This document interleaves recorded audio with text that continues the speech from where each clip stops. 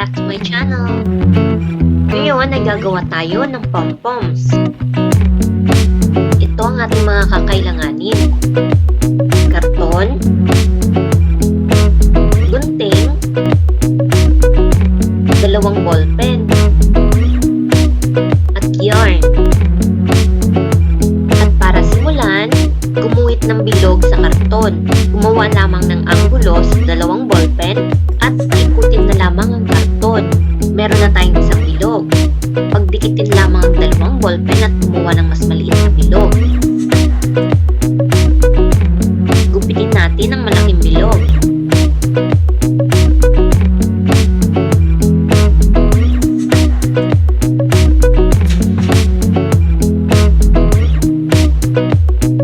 At gagawa naman tayo ng butas sa mas maliit na bilog.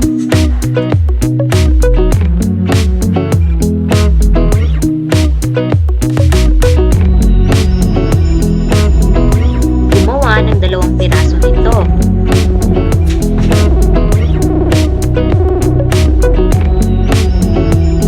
Gumawa tayo ng yarn na ipangtatali sa pom-poms natin.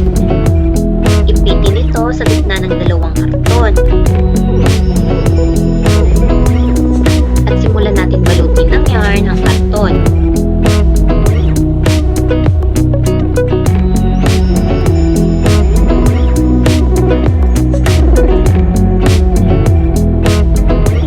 Gumawa ng buhol gamit ang tali na inipit natin sa gitna ng karton.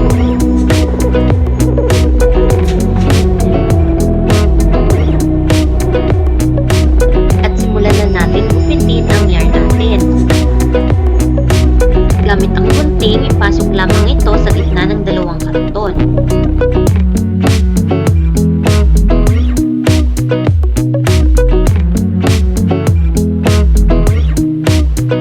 Higpitan ng buhol at ilabas ang pom-poms. Pwede itong ipagpag at gupitin sa naaayon na sukat. At nakagawa na tayo ng pom-poms.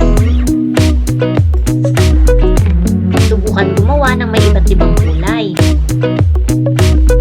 Sana'y nagustuhan niyo ang panunood. Salamat! Huwag kalimutan mag-like, share at subscribe. Bye-bye!